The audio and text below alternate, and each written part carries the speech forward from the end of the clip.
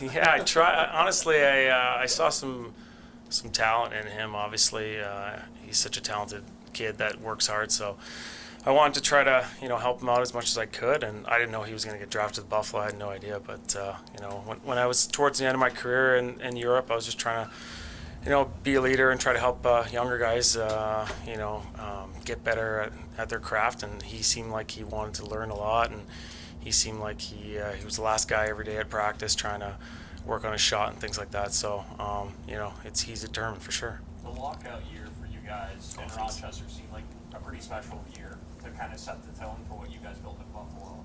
What did you see from Ryan in that year? Because you'd seen his game, the year or two prior. It really seemed like that was the year he really established himself as the guy in this organization. Yeah, I think we were all trying to figure it out.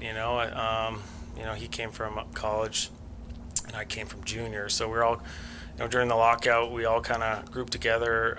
There was a ton of guys, Paige Thorburn. There was myself, Kostad, Palmville, Vanek. We had a ton of guys in a crew, and we just kind of gelled together and hung out on and off the ice, and we would always stay after practice and probably 30, 40 minutes and just fool around on the ice and work on our craft and skills and whatnot. And it was just a great season. I think we just rolled 4 lines the whole time, and we had such a great team, and I think finished first place that year, and Ryan was just outstanding for us the whole season. So I think being there, watching younger, well, I was younger, but seeing him blossom into the goalie he became, and I think that was a huge stride for him that season for sure. Was that it, Derek? Is that when you knew, or then when you got when did you first see what made Ryan Miller unique, and when did he really arrive in your mind as part of all of that?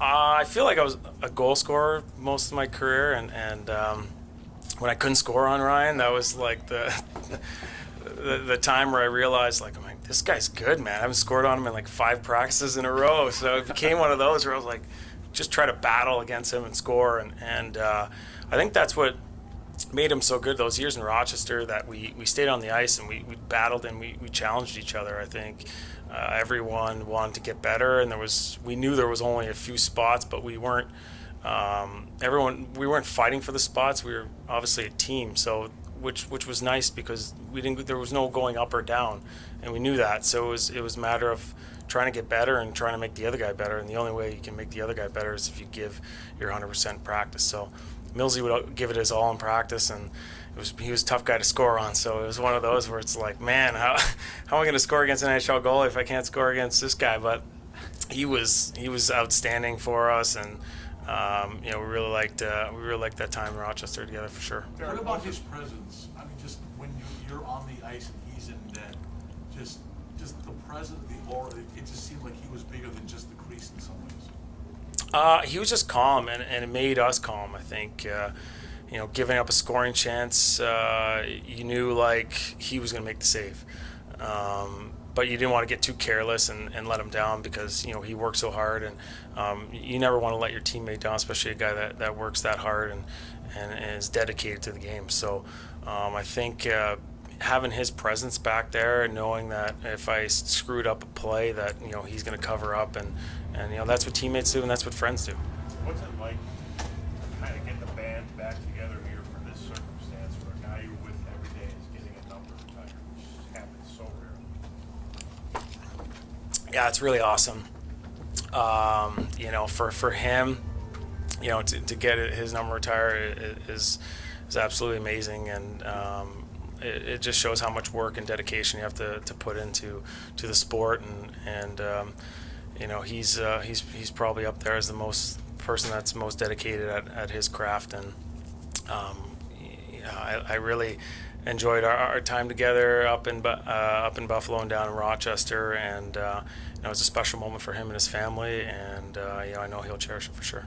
What was the best away from living in this city and playing in this city? What did I take away from the city? Yeah. The people here are just outstanding. I think being here for 9 years or 10 years, and having crowds still support you when we weren't doing so well, and then when we were doing well, it was crazy here, and it's the food here is great. Lifestyle here is great.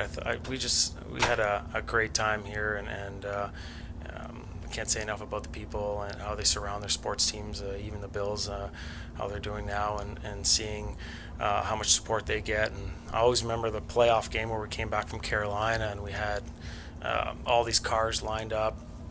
It was more like a 5 or 10 minute drive, and there was just all these cars and people when we lost Game 7, and they were still happy for us that we had a good season. And that just goes to show you how good the people are here. What was the best reaction you ever got from Ryan when you scored out in practice? What was the what? What was the best reaction you ever got from Ryan when you scored out in practice? He would be pissed when you scored on him, and I would just be like, "Hey, that's my job. I gotta score." So sometimes you just try to sauce it in his glove so he doesn't snap at you. But he was very emotional guy, and especially if you scored on him, that's where I was talking about before, how we challenged each other and try to make each other better. If you just let the goalie make a few saves, or if you let a couple by you, it's not going to make the player better. So he was very hard to score on, and it definitely made me a better player. Thanks, everybody. Thanks, Derek. Good to see you, man. Ready now if you want to wrap.